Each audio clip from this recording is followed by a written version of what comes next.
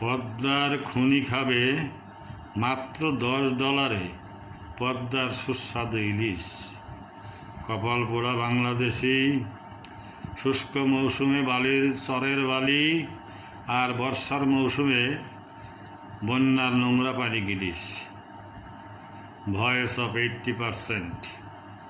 শতকরা 80 জনের কথা বলে, জনগণের কথা বলে, কৃষক শ্রমিক মজুরের কথা বলে, বঞ্চিতদের কথা বলে, নিম্নবিত্তের কথা বলে।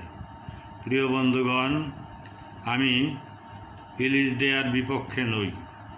আমি ভারতবাসী তথা পশ্চিমবঙ্গের আমার ভাই বোনদের বিপক্ষে নই। তাদের উৎসবে তারা পদ্মার সুস্বাদু ইলিশ খেতে চাইবে, এবং এটা আমরা তো খাই, আমাদের মৌসুমে আমাদের খুব প্রিয় খাবার।